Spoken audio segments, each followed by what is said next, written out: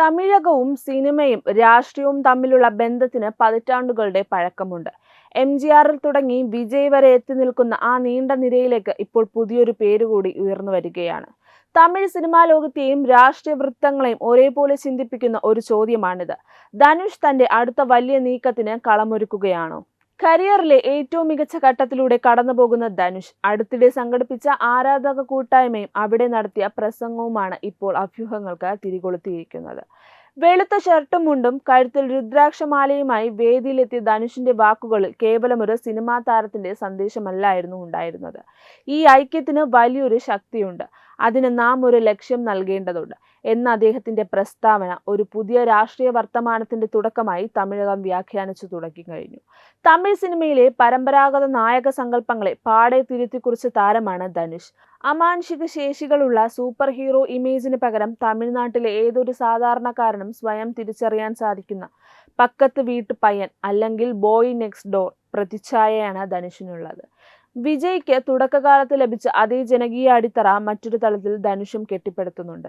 തിരുടാ തിരുടിയിലെ വാസുവിൽ തുടങ്ങി വേലയില്ലാ പട്ടധാരിയിലെ രഘുവരൻ വരെ എത്തി നിൽക്കുന്ന കഥാപാത്രങ്ങൾ തമിഴ് യുവാക്കളുടെ തൊഴിലില്ലായ്മയും നിരാശയും പോരാട്ടങ്ങളുമാണ് സ്ക്രീനിലെത്തിച്ചത്. മധ്യവർഗ കുടുംബങ്ങളിലെ വൈകാരിക പ്രതിസന്ധികളും സാമൂഹിക യാഥാർത്ഥ്യങ്ങളും കൃത്യമായി ആവിഷ്കരിച്ചുകൊണ്ട് തന്നെ തമിഴ് ജനതയ്ക്ക് ധനുഷിനോടുള്ള ബന്ധം കേവലം ആരാധനയ്ക്കപ്പുറം ഒരു ആത്മബന്ധമായി മാറി. ബോളിവുഡിലും പാശ്ചാത്യ സിനിമകളിലും വരെ ഈ ലളിതമായ ശരീരപ്രകൃതിയും സ്വാഭാവിക അഭിനയവും കൊണ്ട് ധനുഷ് തന്റേതായ ഇടം കണ്ടെത്തി. കേവലം കൊമേഴ്സ്യൽ സിനിമകളിൽ ഒതുങ്ങുന്നതായിരുന്നില്ല ധനുഷിന്റെ വളർച്ച. ആടുകളം, അസുരൻ തുടങ്ങിയ ചിത്രങ്ങളിലൂടെ പാർശ്വവൽക്കരിക്കപ്പെട്ട മനുഷ്യരുടെ ശബ്ദമാകാനും വർഗജാതി സംഘർഷങ്ങളെ കൃത്യമായി രാഷ്ട്രീയമായി അഭിസംബോധന ചെയ്യാനും അദ്ദേഹത്തിന് സാധിച്ചു. ഇത് ധനുഷിന് ഒരു നടൻ എന്നതിലുപരി സാമൂഹിക ബോധമുള്ള ഒരു കലാകാരൻ എന്ന ഇമേജ് നൽകി. ഇതിനൊപ്പം നടൻ, സംവിധായകൻ, നിർമ്മാതാവ് എന്നീ നിലകളിൽ തമിഴ് ഇൻഡസ്ട്രിയിൽ തന്നെ ഏറ്റവും വലിയ വാണിജ്യ വിജയം കൊയ്യുന്ന വ്യക്തിയായി ധനുഷ് മാറി. അദ്ദേഹത്തിന്റെ നിർമ്മാണ കമ്പനിയായ വണ്ടർ ബാർ ഫിലിംസ് നിർമ്മിച്ച ചിത്രങ്ങളും കൈവരിച്ച ദേശീയ പുരസ്കാരങ്ങളും ധനുഷിന്റെ ഇൻഡസ്ട്രിയിലെ സ്വാധീനം വ്യക്തമാക്കുന്നു.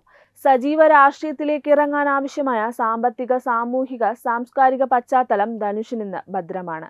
തമിഴ് രാഷ്ട്രീയത്തിന്റെ ചരിത്രം പരിശോധിച്ചാൽ എംജിആറിന്റെ രസികർ മണ്ഡലം പിന്നീട് AIADMK എന്ന വൻ പ്രസ്ഥാനമായി മാറിയതും വിജയുടെ വിജയ് മക്കൾ ഇഴക്കം ഇന്ന് തമിഴക വെട്രിക്കഴകം എന്ന രാഷ്ട്രീയ പാർട്ടിയായി മാറിയതും നമുക്ക് കാണാം. ഇതേ പാതയിലൂടെയാണോ ധനുഷിന്റെ all India Dhanush fans welfare association മുന്നേറുന്നതെന്ന് സംശയം ബലപ്പെടാൻ കാരണങ്ങളുണ്ട്.